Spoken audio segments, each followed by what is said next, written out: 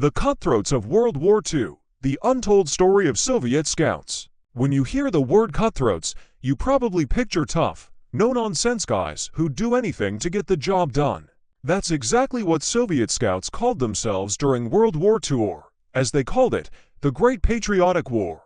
This nickname wasn't just for show, it captured their fearless, take-no-prisoners attitude and the brutal reality of their missions. In this article, I'm going to take you deep into their world full of danger, daring, and some downright wild stories. We'll explore what made these scouts so unique, why they were feared and respected, and why even their own commanders sometimes couldn't stand them.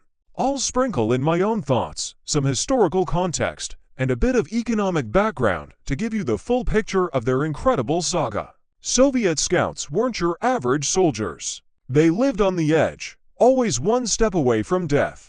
Their missions were so risky that many of them considered themselves already dead. Yet, these dead men walking gathered intel that saved countless lives and helped win the war. Let's break down who they were, how they operated, and why their story deserves to be told. Volunteers only, heroes by choice. Nobody got drafted into the Scouts. It was a volunteer gig, and for good reason. When recruiters showed up at military offices, they had first pick of the best guys, strong, tough, and bold. They weren't just looking for muscle, though. Scouts needed guts, quick thinking, and a streak of independence.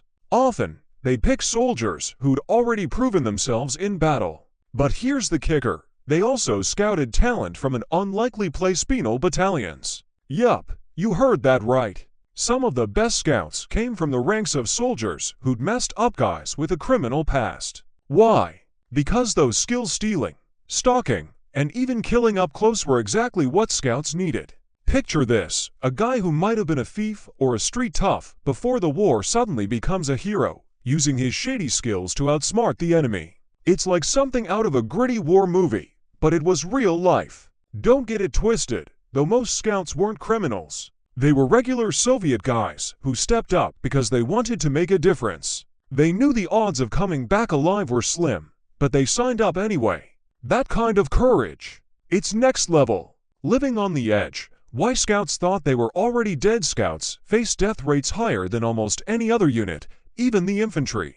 Their job was to sneak across the front lines, capture enemy soldiers called tongues for interrogation, scout enemy positions, or fight recon missions. Every task was a gamble with life or death stakes. Imagine creeping through a dark forest, knowing the enemy's watching, waiting for you to slip up. One wrong move, a snapped twig, a cough, and you're done.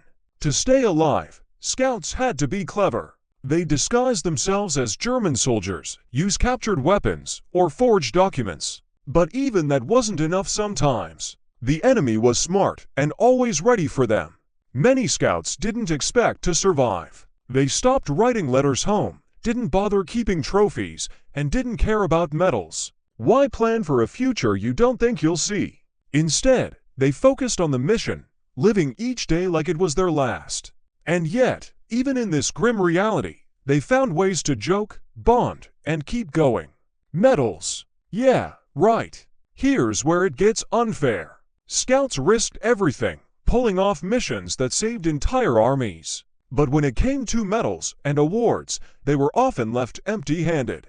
The medals they earned, they'd end up pinned on some desk jockey officer's chest. Picture this: a scout drags a captured German officer back, spilling secrets that stop a major enemy attack. That's a game changer, right? But instead of a medal, the scout gets a pat on the back, while some re-echelon officer brags about his heroics. Why did this happen?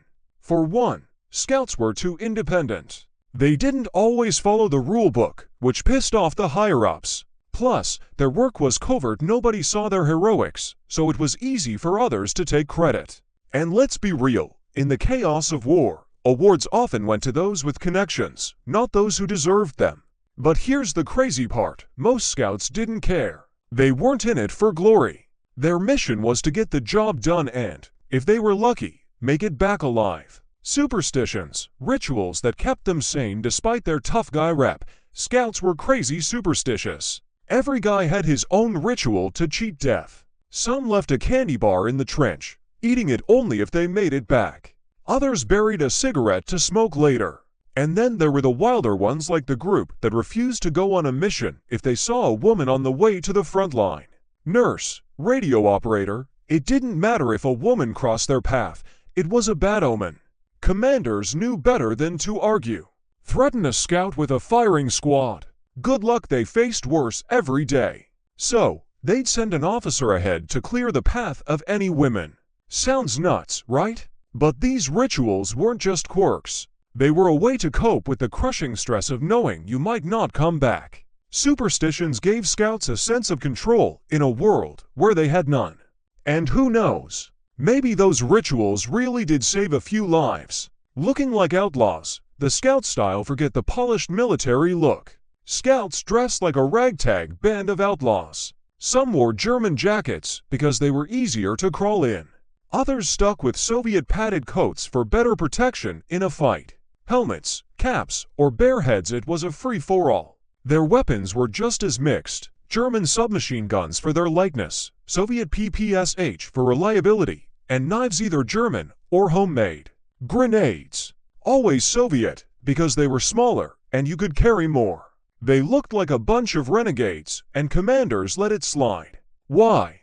Because results mattered more than appearances. Scouts needed gear that worked for them, not some standard issue kit. Their outlaw vibe wasn't just about style, it was about survival.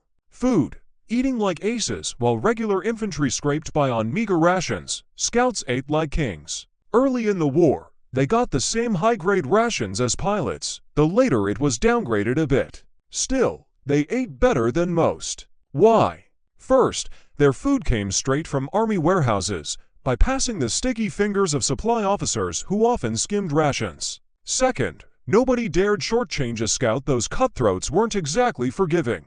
And third, scouts grabbed tons of enemy supplies. They were always out front, so they'd snag food, weapons, whatever they could use. But here's the thing, scouts weren't hoarders. Guys who got greedy with trophies didn't last long. If you're focused on looting, you're not focused on the mission ant that could get everyone killed. Instead, scouts traded their loot for food, weapons, or even just gave it away. It was their way of staying sharp and keeping the team first. Commanders, love and hate scouts drove their commanders nuts. These guys didn't always follow orders, mouthed off, and sometimes even dealt with officers who crossed them. But commanders couldn't do without them. Scouts were the army's eyes and ears, gathering intel that won battles. Need to know where the enemy's hiding? Send the scouts. Need a prisoner to spill German plans? Scouts again. Punish them to harshly, and you'd be the one crossing enemy lines next. Scouts were tight-knit, like brothers. They'd fight tooth and nail to save a buddy, even if it meant clashing with their own side. Stories floated around of scouts breaking out arrested comrades or quietly handling an officer who'd gone too far. It was a tense relationship, but the army needed them too much to crack down. Code of honor, leave no man behind. Scouts had an ironclad rule, never leave a man behind. They'd drag wounded or even dead comrades back from enemy territory, no matter the risk. It wasn't just loyalty, it was their code. Losing a teammate was personal. And when it came to captured enemy soldiers, scouts guarded them like gold. A tongue could reveal plans that saved thousands of lives. Losing one to a stray bullet meant going back for another, and the Germans would be waiting.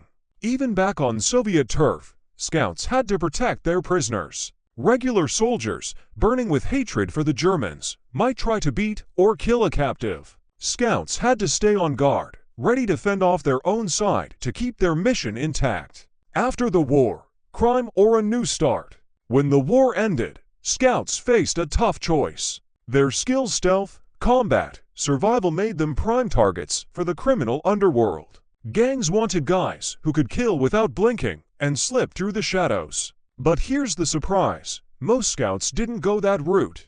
Despite their cutthroat rep, they were just regular Soviet citizens fighting for their country. Many went back to normal lives, factory workers, engineers, teachers. The war scarred them, but they carried on, often keeping their stories to themselves. Economic context, the Soviet war machine. To get the full picture, let's talk about the Soviet economy during the war.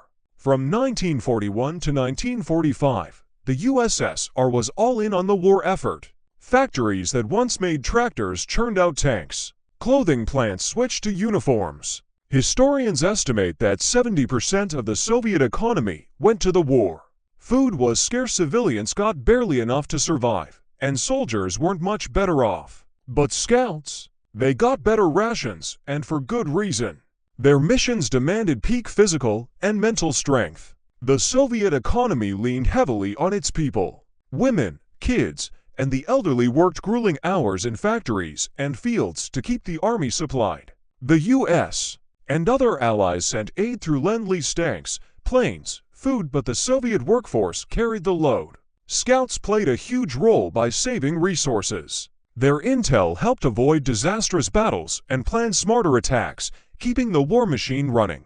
My take: why scouts are true heroes. Reading about these scouts, I'm blown away by their courage. They faced death every day but never backed down. They weren't chasing fame or medals, just doing what needed to be done. To me, that's what makes a hero. They weren't comic book superheroes with fancy gear.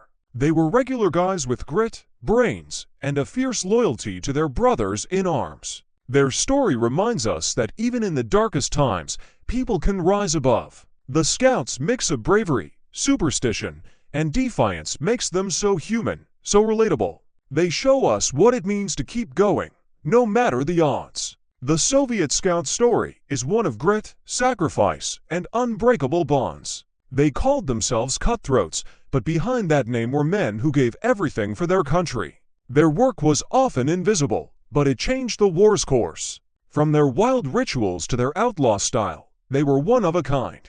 As we look back on World War II, let's not forget these unsung heroes. Their courage and brotherhood inspire us to this day. Let's keep their memory alive and learn from their strength.